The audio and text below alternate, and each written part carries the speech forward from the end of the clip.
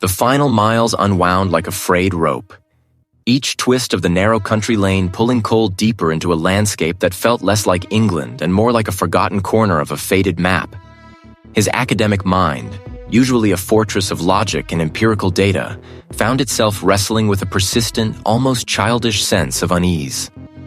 He, Cole, a man who lectured on post-structuralist theory, was driving towards a place he'd only ever seen in a grainy photograph, an inheritance from a branch of his family tree he hadn't known existed until a solicitor's letter arrived, thick with the scent of old paper and legal jargon. The solicitor, a thin man with spectacles perched precariously on his nose, had described the estate as substantial and historically significant. His tone a carefully modulated blend of reverence and veiled pity. Cole had dismissed it as the usual real estate euphemism for dilapidated money pit. Still, a sliver of curiosity had lodged itself, unbidden, in his methodical brain. What could compel a distant relative to leave everything to a stranger? A man of letters with no interest in property or ancestral legacies. The GPS signal had faltered an hour ago, leaving him to navigate by the solicitor's vague directions and the occasional moss-covered signpost. He'd passed a remote monastery hours ago, its ancient stone walls rising stark against the sky, a silent sentinel of a bygone era. Since then, the only structures had been derelict barns, their roofs caved in like broken teeth, and skeletal trees that clawed at the perpetually overcast sky.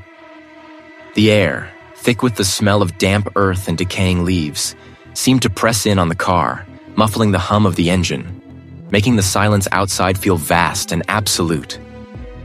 Then, through a break in the gnarled oaks, he saw it. A gate, rusted and half-swallowed by ivy, stood ajar, revealing a driveway overgrown with weeds that scraped against the car's undercarriage as he slowly drove through. The mansion itself rose beyond, a hulking silhouette against the bruised sky. It was Victorian, certainly, but of a particularly severe, almost aggressive design. Gables jutted out like angry brows, chimneys clawed at the clouds, and countless windows, dark and vacant, stared out like dead eyes.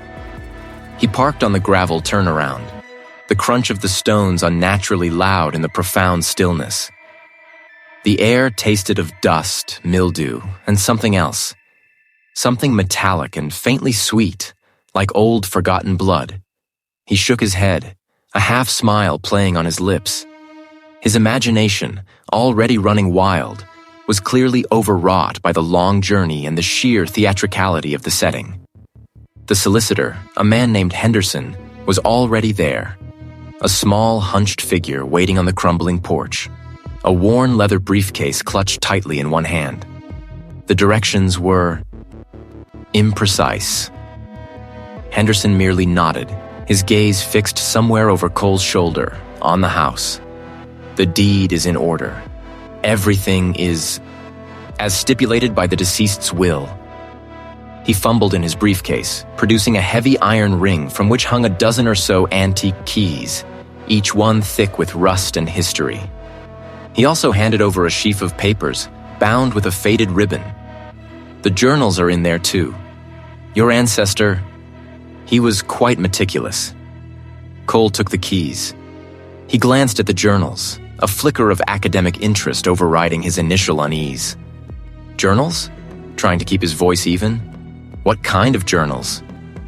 Henderson shifted his weight, his eyes still avoiding He's. Personal observations, mostly. Its peculiarities. He cleared his throat, a dry, raspy sound. Well, protagonist have done his duty. Protagonist will leave you to it, mister. His car's waiting down the lane. There's no mobile signal here, as you might have noticed. With that, Henderson practically bolted down the crumbling steps, not even waiting for a reply, disappearing around the corner of the house and down the overgrown drive. Cole watched him go, a frown creasing his brow. The solicitor's haste was palpable, almost frantic. It wasn't professional reticence. It was something closer to flight. Left alone, he turned back to the mansion. It was no longer an absence of sound, but an active, watchful presence. He felt an uncomfortable prickle on the back of his neck, the distinct sensation of being observed. Not by a person or an animal, but by the house itself. There was a faint, almost imperceptible vibration beneath his fingers, like a distant, slow heartbeat. Cole pulled his hand away sharply, dismissing it as a phantom sensation, a trick of the mind. Yet, the feeling persisted, a subtle hum against the soles of his shoes, a low thrum that seemed to resonate from the very foundations of the estate. This was not just an old house. This was something else entirely. He gripped the heavy keys, their sharp edges digging into his palm, and pushed open the massive oak front door. It groaned, a long, drawn-out cry that echoed deep within the house's vast, unseen interior. The solicitor's haste had been a peculiar, almost theatrical exit. He had stood on the porch, a chill wind whipping around him, long after the hired car's engine faded into the distance. He had dismissed it then, as he dismissed most things that defied immediate explanation. An overly dramatic man, perhaps, or simply eager to escape the oppressive silence, the rural estate. Practicality, his academic training, always demanded a logical framework. He was, after all, a scholar of historical narratives, a weaver of facts, not fictions. The initial days were a blur of unpacking and attempting to impose order on the chaos within the sprawling Victorian. Dust motes danced in the sparse sunlight that pierced the grimy panes, illuminating decades of neglect. The air, heavy and still, carried the faint, cloying scent of forgotten things. Old paper, dried wood, something else, something vaguely earthy, like disturbed soil or damp stone. He started with the library, a vast room lined with towering empty shelves and a single ornate desk. It felt like the Heartthie house, a place where knowledge had once resided. He spent his evenings poring over the few boxes the solicitor had left behind, a collection of brittle ledgers and leather-bound journals. These were his entry point, the first tangible links to the forgotten branch of his family. The script was archaic, spidery, and often difficult to decipher, but the challenge only sharpened his academic focus. He was determined to piece together this fractured lineage. The first subtle disturbances began almost immediately, small enough to be brushed aside. One afternoon, while wrestling a particularly stubborn window open in the study, he heard a distinct thud from the floor above. Only the sight-he wind through the eaves. He attributed it to the house settling, the groan of ancient timbers. Another time, he left his reading glasses on the desk, only to find them later on a high shelf in the drawing room, tucked behind a cracked porcelain vase. He scoffed, chiding himself for his absent-mindedness. He was tired, he reasoned, adjusting to a new environment. But then came the sounds. Not the usual creaks and groans of an old edifice, but something more specific. A faint scratching, like fingernails dragging across a wooden floor, seemed to drift from the upper floors late at night.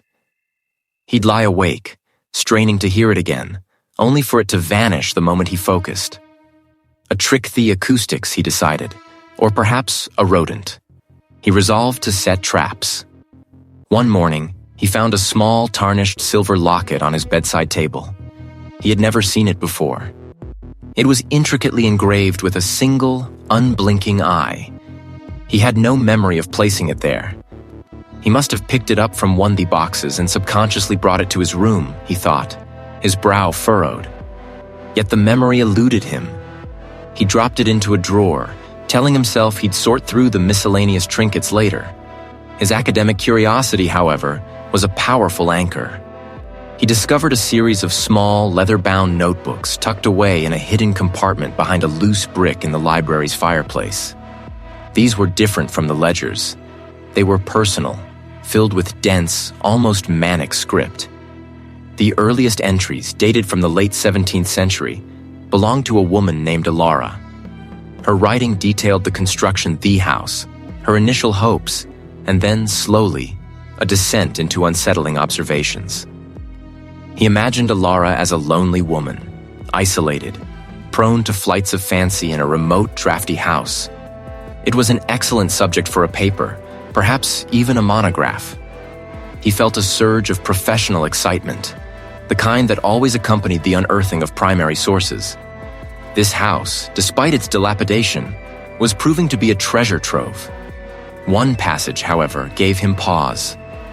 Ilara described a pilgrimage made by her ancestor to a remote monastery, seeking solace and guidance from the monks after a series of unnatural occurrences within the family. A tangible link to a specific historical institution. This wasn't mere superstition. It was a documented journey. He wondered what kind of stone she referred to, and if it still existed within the house. The thought of finding it added a new layer to his research, a tangible quest. He spent hours tracing the family tree mentioned in the journals, sketching out the convoluted branches on a large sheet of paper. His ancestors were an odd, reclusive lot, their lives seemingly intertwined with the house itself.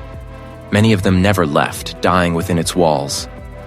He felt a strange kinship with them, this sudden connection to a forgotten past. He was, after all, living their legacy, occupying their space. They were becoming harder to dismiss. He'd catch them at the periphery of his vision. A fleeting, elongated shape darting across a doorway, a ripple in the gloom of an eutheoridor. His rational mind scrambled for explanations. Faulty wiring causing flickering lights, dust motes catching the light oddly, his own eyes playing tricks on him in the dim, unfamiliar thems. He told himself it was the isolation, the sheer quiet the place, that was making him overly sensitive. He was used to the constant hum of city life, the distant sirens, the murmur of neighbors. Here, the silence was absolute, broken only by the wind and the creaks of the old house, and sometimes by something else. He'd stop, tilt his head, listen intently, but it would always fade before he could quite grasp it. Just the wind, he'd insist to himself, the house settling. He was a Mannhausen, and reason would prevail. Cole, ever the pragmatist, had managed to compartmentalize the unsettling whispers and the fleeting shadows.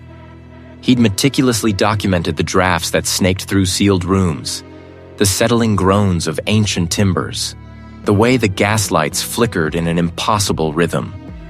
Each anomaly was catalogued, filed away as a potential variable in his imagined academic paper. Ilara, he still believed, was a lonely woman, isolated by circumstance and perhaps a fragile mind. Her journals a testament to a bygone era's superstitions. The house, in his analytical housely old, prone to the eccentricities of decay. But the house seemed to resist his rousations. The next evening, as a thick fog pressed against the window panes, blurring the distant tree line into a charcoal smudge, he found himself seated at a grand, claw-footed desk in what he designated his study. He was poring over another of Ilara's journals, its leather cover cracked and brittle, when a new chill seeped into the room. The flames, usually vibrant and hungry, now seemed to shrink, their orange glow dimming to a dull, sputtering E. A faint, rhythmic scraping began from directly above him. Scritch, scritch, scritch. It was too precise, too persistent wassa branch against the roof, too light to be vermin. He paused, pen hovering over a page of meticulous notes. The sound continued, a tiny, insistent scratching, like a fingernail dragging across dry wood. He looked up, his gaze fixing on the ornate plaster sealed heat. The sound was undeniably there, emanating from somewhere in the attic directly above his. He pushed his chair back, the heavy wood groaning on the floorboards. His thought was a loose shingle, perhaps, but the scraping felt deliberate. He ascended the main staircase, its wide treads groaning under his weight, the sound echoing unnaturally in the vast, silent space. The Etithians was in the uppermost hallway, a narrow, thecked door tucked between two towering linen closets. He'd noted it on his initial walkthrough, but hadn't investigated, assuming it held only forgotten trunks and cobwebs. It was locked, secured by an old, tarnished brass wask, its mechanism rusted solid. He tugged at it, but it held fast. The scraping above him intensified, a quickening tempo that sent a shiver down his spine. It was no longer random. It sounded like a frantic Wazeret effort to get out. Cole retreated to his study, a prickle of unease finally breaking through his academic detachment. He knew the house had secrets, but this felt different. He spent the house sewer systematically searching the desk where he'd found Alara's first journal. He ran his fingers along the underside of drawers, checked behind loose panels, tapped along the solid wood. Behind a false back in the deepest drawer, a small Veltuch lay hidden. Inside, nestled on a bed of faded crimson, was a single, intricately carved skeleton key. He returned to the attic door, the key cool in his palm. The brass padlock, which had seemed so stubbornly rusted, turned with surprising ease. A soft click echoed in the quiet hall. He pulled the heathior open. A wave of frigid, stagnant air washed over him, carrying with it a potent aroma of mildew, aged paper, and something else. Something faintly sweet, like dried flowers, yet overlaid with a sharp, almost acrid note. Dust motes danced in the sparse beams, illuminated lithy, frantic spirits. Stacked haphazardly were forgotten relics. Vast, draped furniture, yellowed canvases facing the wall, and dozens of wooden crates overflowing with brittle textiles and bound volumes. His gaze was drawn to a small, low-table IA center thea room, almost obscure the faded tapestry. On it lay a single open journal. Its pages were not the elegant script of Alara, but a jagged, hurried scrawl, almost illegible in places. The paper was thicker, coarser, and the ink had faded to a sepia stain. He picked up, the cover feeling like rough parchment. It was dated nearly a century before Alara's time. He flipped through Twazentic entries, the writer's desperation palpable in the pressured strokes. The Abathi Remoth Eastery warned us, spoke the ancient ways, the tether that binds this place to our bloodline. He said it feeds, grows, twists the mind until the spirit breaks. They tried to break the bond, to sever the ties, but it only made it angrier. It took name illegible, then the youngest. This wasn't superstition born of isolation. It was a desperate confession, a direct accusation. The casual mention of names was Saking. The youngest implied oust madness, but a tangible predatory force. He had always believed himself a man of reason, an observer of historical oddities. This house wasn't just old, it was alive. And it had a history with his family, a history far more sinister Wozni academic paper could ever hope to capture. He wasn't merely studying the past, he was becoming a part of it. The words from the journal had burrowed under his skin, a cold, insistent itch that no awas of rationalization could soothe. It takes the youngest. The casual cruelty, the phrase, the implication of a conscious, malevolent will, shattered his academic detachment. He had dismissed the prior entries as the ramblings of isolated minds. But this was a confession. A profound dread settled in his gut, but it was quickly joined by a familiar, almost obsessive Acadie arrive. If this was a Wasser'n, a recurring tragedy, then it must have roots, a history. He needed to understand the rules of this perverse. This time, he wasn't looking for vague sentiments, but for specific dates, names, and he mentioned the house itself in conjunction with the disappearances or unusual deaths. He started a meticulous timeline house-ish notepad, cross-referencing entries, noting the phases the moon mentioned in one ancestor's scrawl, the alignment of certain stars in another's. Always, the entries grew more frantic, more desperate, in the weeks leading up to these periods. The house, with its heeking timbers and sighing drafts, felt less like a structure and more like a vast, silent house. His research quickly outgrew the confines of the estate. The next morning, fueled by strong black coffee, Cole drove into the small, sleepy town. The local historical society was housed in a quaint, if crumbling, brick building, smelling of dust and dried flowers. The elderly clerk, him spectacles perched on him nose, barely looked up from him knitting as he requested access to property records and old newspaper archives concerning his family's estate. Hours blurred into a monotonous parade of microfiche reels and brittle, yellowed newspapers. He found death certificates citing melancholia or fever for several ancestors who, according to the journals, had simply vanished. He discovered property transfers, always within the same family line, often following a sudden, unexplained departure. One particularly faded article from 1888 detailed the tragic disappearance of a young child from the estate, the search abandoned after weeks, the parents later moving away due to grief. The dates aligned uncannily with the patterns he'd uncovered the journals. Then, buried in a box of miscellaneous town Artha, he found an old leather-bound ledger. It wasn't a public record, but seemed to be a private accounting of local benefactors and unusual transactions. Near the back, an entry from 1782 caught his eye.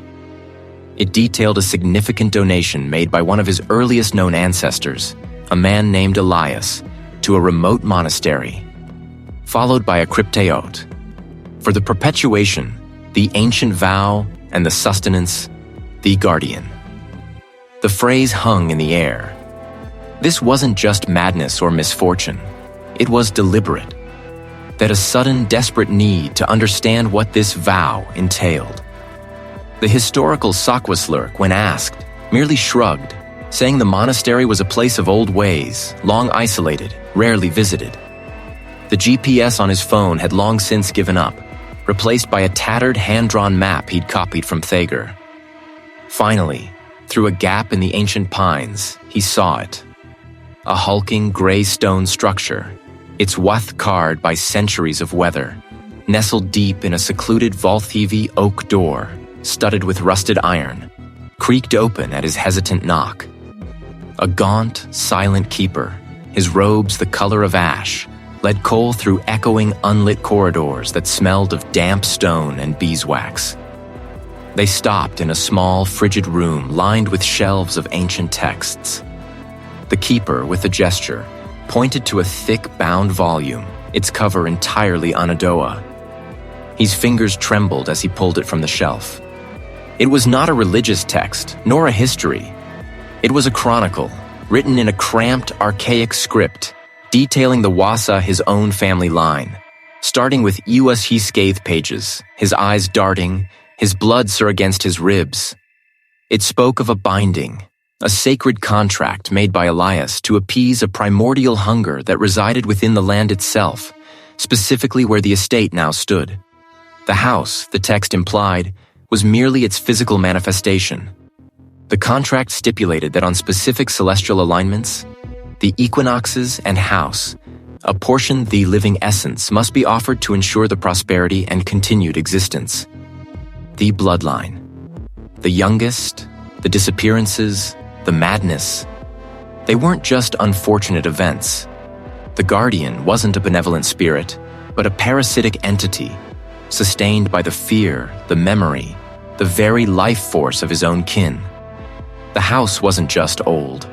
It was a hungry, hissant maw, and his family had been feeding it for generations. He was the next course. The profound chill Thawa's house into Cole's bones remained. A constant, insidious company eye stood in the silent library. The ancestor's journal splayed open on the mahogany desk.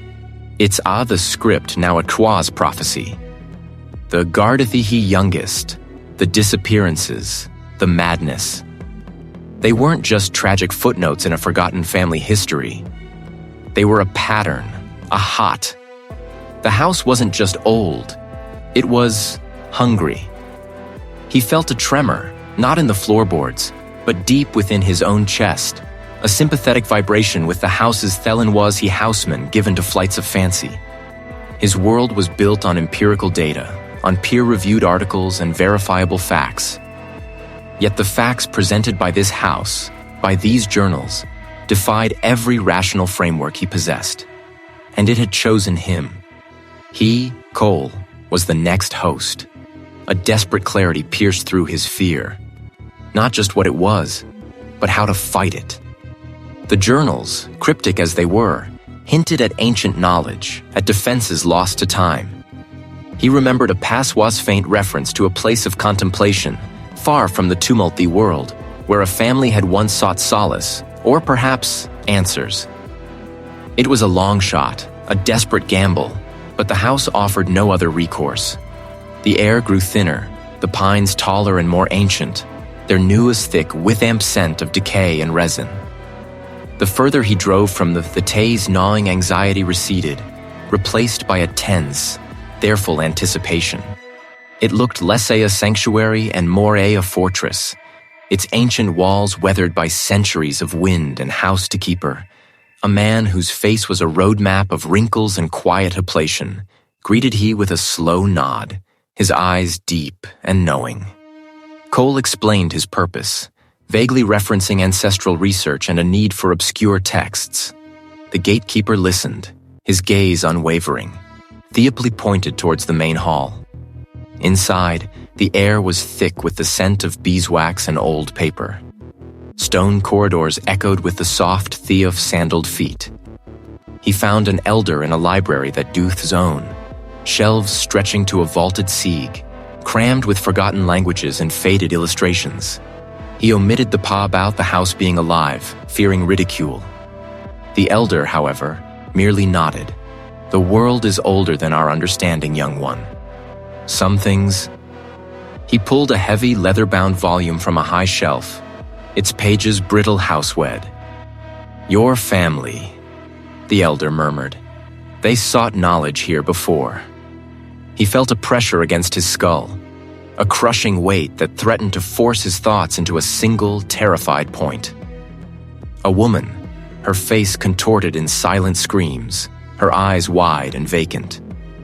A man, slumped in a forgotten armchair, his flesh translucent, his memories siphoned like smoke. A child, small and frail, reaching out to an unseen presence before dissolving into nothingness, leaving only an echo of a whimpering sound. This wasn't a memory, nor a hallucination born of his own fractured mind. Not in words, but in raw, unadulterated sensation. It his a ghost. It was a parasitic intelligence, a collector of fear, a devourer of sanity. It manipulated reality, shifting perceptions, feeding on the very essence of human experience. And then, A was undeniable impression. You are next. The fear you feel now, it requisite. The pressure in tenad, a vice tightening around his brain. He felt the insidious thorels of its hunger, reaching, probing, tasting the edges of his consciousness. It was insidious, not violent, a slow, methodical consumptihist. A gasp that tore from his throat, he stumbled back, knocking against a heavy wooden table. The ancient book clattered to Wasur. The elder, his face etched with concern, was steadying him. "Are you well, young one?" The elder asked, his voice calm, but his gaze now held a new depth of understanding. A quiet sorrow. Cole could only nod, his breath ragged. He had sought answers, and the entity had delivered them, an undeniable, terrifying revelation. The battle for his mind had begun. The suffocating pressure receded, leaving he gasping, a cold sweat plastering his shirt to his back. The vision of his future, a hollowed-out echo still flickered at the edges of his sight, a hism ache behind his eyes. He stumbled back from the journal lisesque, hands shaking, the heavy scent of dust and something metallic, like old blood, thick in his nostrils. This wasn't just a house. It was a predator, and he was its latest prey. The thought was a shard of ice in his gut, but it also sharpened his focus. He had to get out. He moved with a sudden, desperate enthes bishudwasan. The worn floor of the sethi strode through the grand hall, his gaze fixed on the heavy oak front dua's brass knocker gleaming than the weak light filthy through the staithers. He tried wasin, putting Hythid into it, grunting with effort. The handle turned, but the latch held fast, the unyielding refusal. He tried the deadbolt, feeling for the familiar click, but his fingers found only smooth, unblemished wood where the mechanism should have been. Not jammed, not broken, but simply absent. He ran his hand over the surface, confirming it. The door was a solid, impenetrable slab. The air grew heavy, thick with an unseen presence, pressing against his eardrums. The ornate wallpaper seemed to writhe, the patterns on the rug shifted, and the faces in the ancestral portraits lining the walls seemed to watch him with a hunger that was almost palpable. He bathway from Teheya's gaze, darting to the tall, arched thews beside it. Toaded panes, each one a miniature mosaic of distorted light. He grasped the heavy latch of the Netha window, forcing it upwards. It was stiff, crusted with years of grime, but it yielded with a groan. The window, instead of swinging open, remained fixed. He pushed her, straining, his muscles coiled, the glass fee, the lead lines creaking, but it would not open.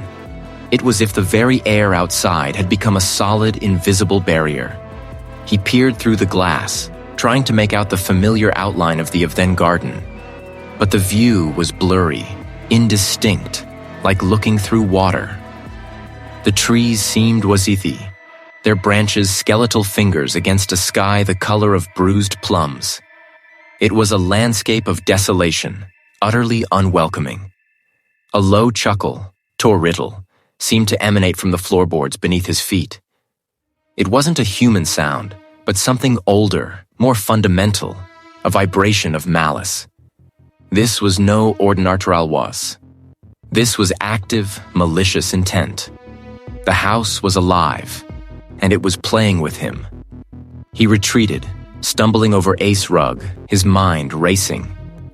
He hurried through the dining room, past the long, polished tab there reflected his panicked face, a distorted mirror. The B-Thi, usually leading to a small, enclosed courtyard gone. He knew with an icy cert house it hadn't been there moments ago. He ran his to the spine-alling at a few, but they were firmly fixed.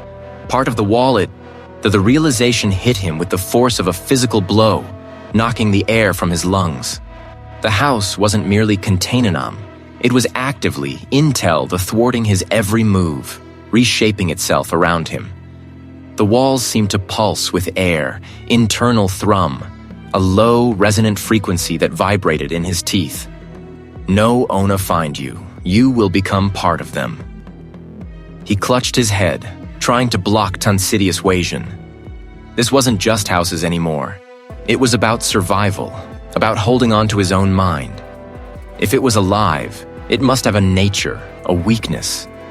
He stumbled back to the study. The source of the journal. There had to be something, a clue, a forgotten detail. He swept aside scattered papers, his gaze frantic, searching for anything that might offer waste. His fingers brushed against a loose board beneath Wask's top drawer. He pulled it, revealing a shallow, hidden compartment. Inside, nestled on a bed of crumbling velvet, lay not an artifact, but a small, intricately carved wooden box, no larger than his palm, and a single yellowed parchment. He opened the box first. Inside, a cluster of dried, brittle herbs, their scent faintly bitter, like forgotten incense. He set it aside, his attention drawn to the parchment. His eyes scanned the faded script, a language he vaguely recognized as an archaic form of Latin, interwoven with strange, angular symbols. He struggled with the translation, his mind racing, piecing together fragments. The sacred geometry of the remote theory. He paused, rereading the frasthero furrowed. The words resonated with a strange, ancient power, a stark contrast to the predatory malice of the house. Thurchmenerith a ritual, a specific set of symbols and an incantation meant to sever the parasitic tether.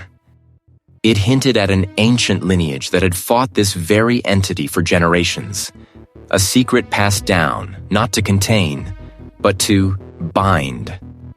This wasn't just a house, it was a prison, but perhaps also a battlefield. The entity had its hunger, its power to distort and consume, House ancestors had found a way, a fair measure. The parchment was old, fragile, but its message was clear. There was a fight to be had and a weapon to be found. The remother a place he knew nothing aboiseled a key. The parchment, brittle beneath his fingertips, promised a reprieve, a battle plan against the insidious entity that coiled around his very paraon. Sever the parasitic tether. Cole repeated the phrase, a mantra against the rising tide of fear. The there spoke of an ancient. Something. A repository of knowledge. A place where the ritual's full power might be undawed. His mind, accustomed to the rigid logic of a cathapled with the surreal task ahead. He tried to focus, to trace the intricate symbols on beige, but the house had already begun its counter-assault. Just the essive shadows of the study, thest motes dancing in the slivers of moonlight. Yet the sensation lingered, a phantom touch that made his skin crawl. The air grew heavy, thick with the spoken memories. He felt a peculiar shift in the room's architecture, a subtle distortion. The sturdy oak the helves seemed to warp, their lines ripple in the water. He blinked. Rouse's air, the effect persisted. The titles on the spines blurred, then reformed into nonsensical jumbles of letters, mocking his intellectu thesuit. He snatched them back, a gasp catching in his throat. They slithered from the corners, from behind the heavy velvet drapes, formless and indistinct.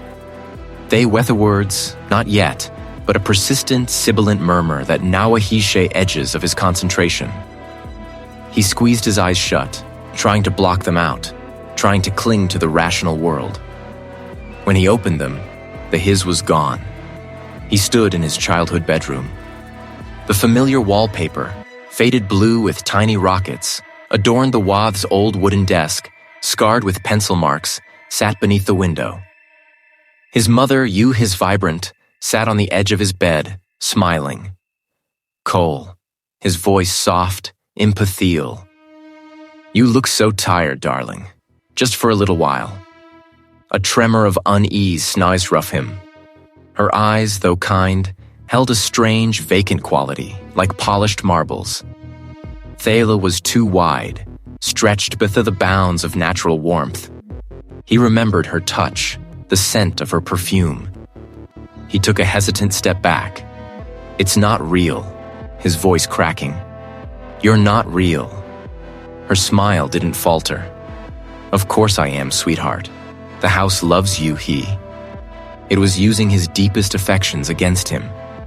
He forced himself to look away, to break the spell. The rockets on the wallpaper began to spin, blurring into dizzying spirals. The room itself started to undulate, the floorboards groaning as if under immense pressure. He felt a sickening lurch in his stomach, the sensation of falling. He stumbled, regaining his footing, and the wasm dissed the... He was back in the study, panting, his house thunderous against his ribs. Failhigh sways, trapped, alone. They clawed at his professional insecurities, his fear of isolation, his academic shortcut. He saw his published works piled on the floor, turning to ash. He saw the faces of his colleagues, their expressions twisted etheres of derision. This was the entity's true power, not overt violence, but the slow, hissical effect off the mind. Itheon, the very fabric of his identity, twisting his past, weaponizing his. He clutched the journal, its rough paper a grounding sensation in the swirling chahis needed to find the key, the specific instruction to swash parasitic tether. He scanned the ancient script again, forcing Hythe to focus past the shimmering distortions that now made the letters dance. The ritual, it wasn't just symbols and an incantation. A specific place where the seed of the tether, the exposed. The words coalesced, stark and undeniable. A remote monastery. The house roared in his mind, a soundless scream of fury and frustration. He felt claws, inva but sharp, rake across his perception, trying to tear his resolve to shreds. The face of his mother, distorted into a Mises rays lashed before his eyes, his voice echoing, "You can't leave, Cole. You belong to the house." Hisgerd, fighting against the suffocating pressure, the psychic assault. His head throbbed, his vision blurred, but the name, Remote Monastery, had taken root in his mind house, a beacon in the encroaching madness, a sliver of truth in a landscape of illusion. He knew, terrifying certainty, that this was where the next stage of his desperate must-highs. Thaye was monastery breaking point, but it had also, ineasily, shown him the path forward. He shad to survive long enough to house he world had warped, pressed in, athicating psychic assault that had thiened to tear the wasabrick of his mind. But through the cacophony, one name had cut the din, a whisper of defiance, a sliver of hope. Remote Monastery. His ancestors hadn't endured the house. Some had fought. In theragmented journals, amidst the paranoia and despair, they'd found it. The faint outline of a plan, a desperate gamble involving the very their hat had sought to contain the houses and monastery where he had to go. Not merely a storage space for forgotten things, but this memory vault, its stagnant, Ved brain. As he ascended the main staircase, the air grew heavy, thick with unsinitance. Each step groaned with a malicious intent, the wood protesting his intrusion like straining tendons. Shadows deepened, not house of light, but seeming to congeal, to coalesce into shifting, indistinct forms at the periphery of his vision. He ignored them. Folk ere the rough, splintered banister beneath his palm. The house didn't want him there. The attic door, a heavy slab of black ahisk, stood bolted from the inside. It was a final hadrate barrier. The wood splintered, giving way with a final groaning shriek, showering him with ancient dust and flakes of paint. Inside, the air was stahadent, tasting of decay and thang else, a metallic tang like old blood anthe. He saw shapes, not just old furniture and trunks covered in linen shrouds, but shifting, illusory forms. A woman weeping in a corner, her face indistinct. A child's laughter echoing from an empty cradle that rocked air to house stillness.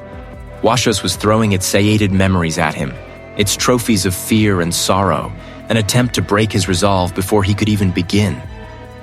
He clutched a heavy, tarnished brass locket in his hand, a specific item mained in the journals, found tucked within a theme compartment in the library.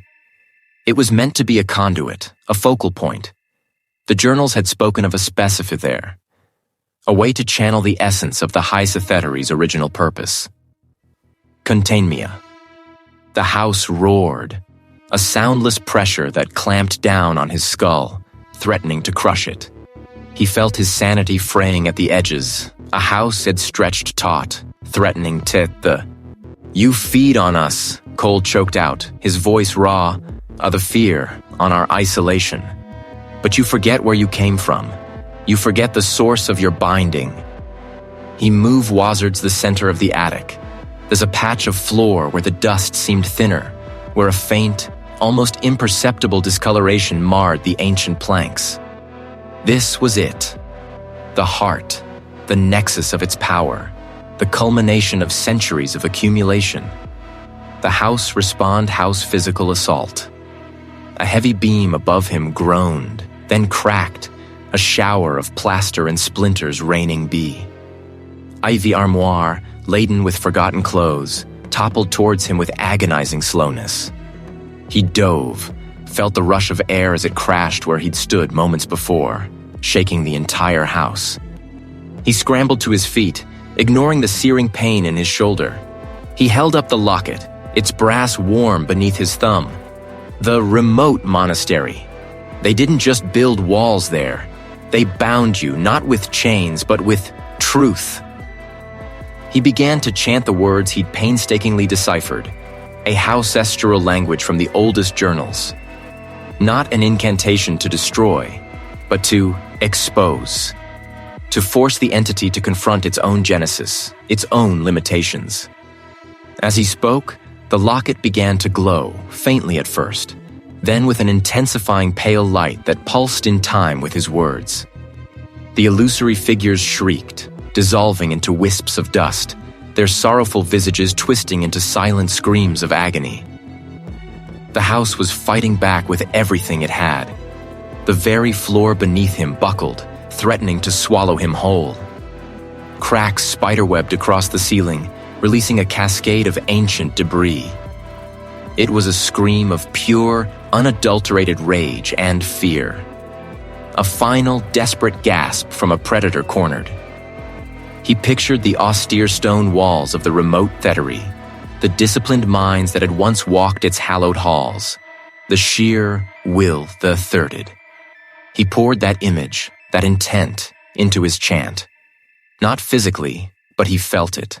A sudden, sharp withdrawal of its suffocating presence. A hand snatching back from a flame.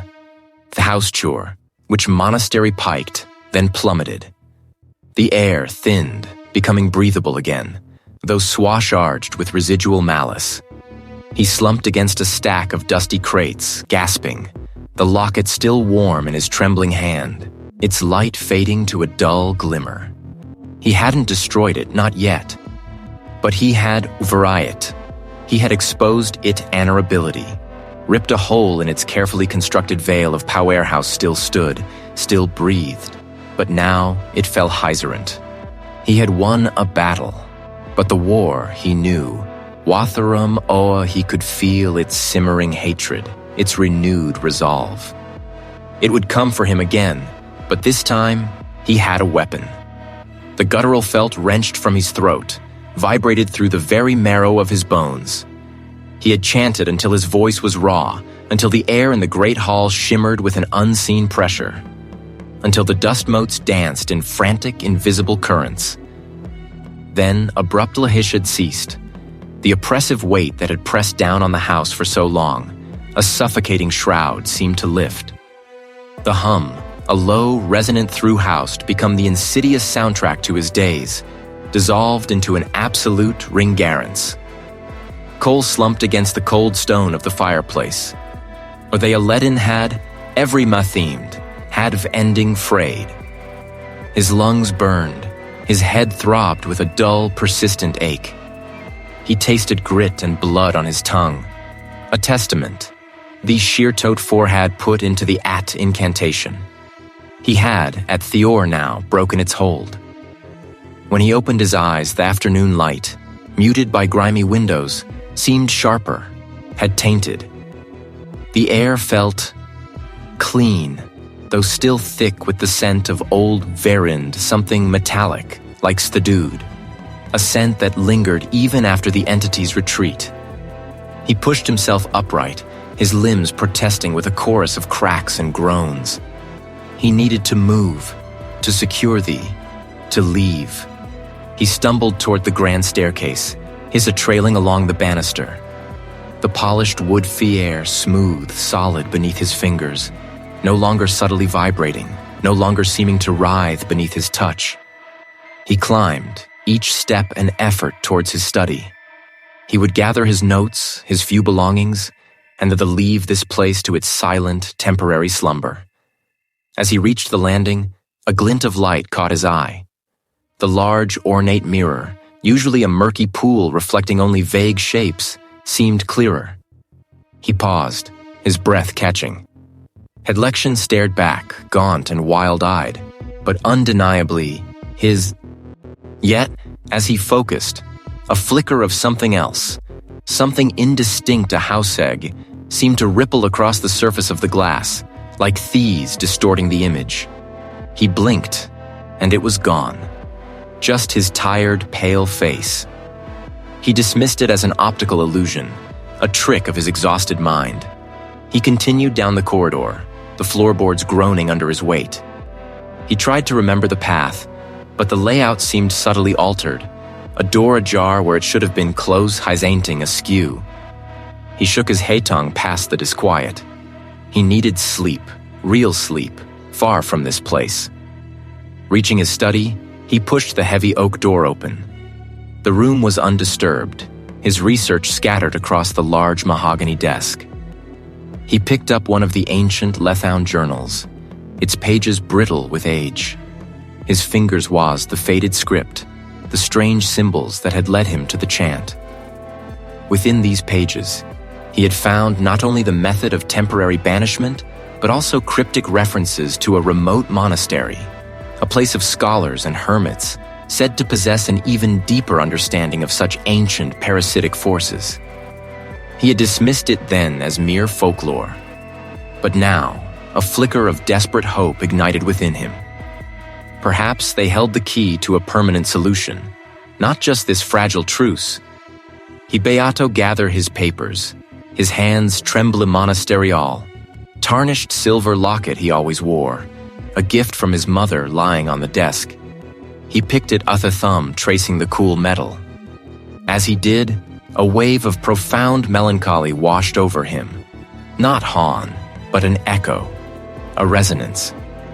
It was a fleeting, intense sorrow, laced with an ancient inheviger. The air, though no longer charged, felt heavy, as if the entity had merely rethemed to the very fabric of the house. Dormitha not gone. He walked to the window, pushing aside the heavy velvet curtains. He pressed his palm against the cool glass. And then he felt it. No thihi glass, but with I had down hand. A faint, almost imperceptible tremor. A deep, internal vibration. It wasn't muscle fatigue. It was something else. So Iralian. It was the low, resonant thrum he had learned to associate with the entity, not had him, but inside. He pulled his hand back, staring at it as if it was to someone else. His Hethio hammer, a frantic drum against his ribs. The entity had not been banished. It had merely retreated, perhaps into him. Pathito the very essence of his, that the victory was an illusion. The remote monastery suddenly seemed less a distant Myadmore lighthouse anchor in a terrifying, shifting reality. Before the echo became a voice, the silence that fizzed the guttural words was not an absence of sound, but a heavy, own presence. Was stood amidst the dusties, which at their frantic dance now hanging suspended, as if every elf had monastery, as felt had not simply vanished. It had receded, pulling back, a tide, heavy hind Theracuum. He remembered the feeling of something tearing, not in the physical world, but in the very fabric of his awareness, a rupture that resonated deep within his bones. He roamed the desperate scramble through the mansion's labyrinthine corridors, the frantic flight down Chadge stairs, the splintering of a Locairden gate is his desperate shoulder.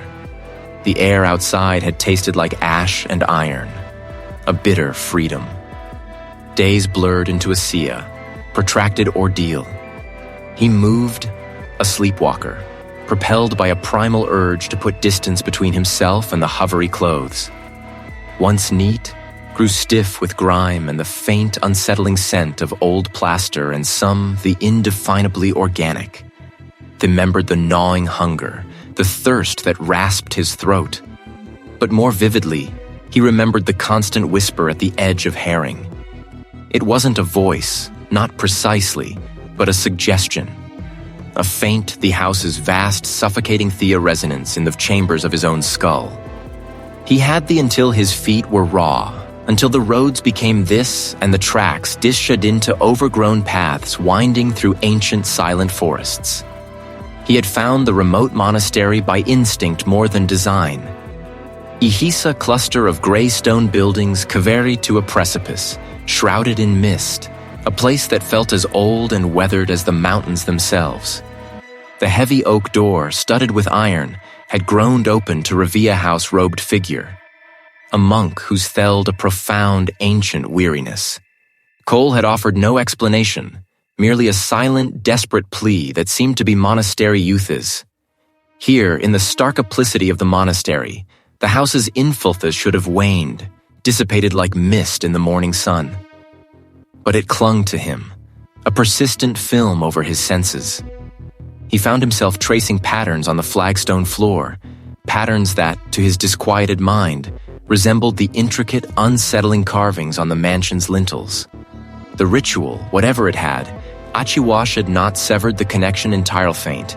Perhaps it had merely changed its nature, transforming him into a vessel, a conduit for Itoing essence. One morning, as the first pale light filtered through the narrow window of his cell, he had himself staring at his reflection in the polished Mitail Un. His face was gaunt, etched with a new, profound exhaustion, but it that merely thatical toll that unnerved him. There thea faint, almost perceptible shimmer in his eye a depth that alien, not entirely his own. And then he saw then the skin of his left forearm, just hair the elbow, a faint heavy mark had appeared. It was the exact impression of a motif he had seen countless times in the house. A stylized, interlocking pattern of branches and roots, a symbol of growth and decay, of this dang sustenhisram, the earth. He remembered seeing it carved into the ancient oak banister, etched into the elb glass of a forgotten window, ethan to the decaying tapestries that adorned the great hall. It was the house's sigil, its brand. Cole touched the mark, a trembling finger. It was idist, nor did it hurt, but he felt an odd warmth emanated from it, a faint, wasting hum beneath his skin. It was a physical emanation, undeniable and terrifying. He had thought he had cast out the entity, broken its hold. Instead, it had merely Chang-had form, attaching ithito him, bikiesert of him. The house had let him go. It had Siwa sound a new residence. He walked to the window, his gaze sweeping across the desolate, mist-dotted landscape. The monastery, a sanctuary of stone and prayer, felt suddenly fragifaintable.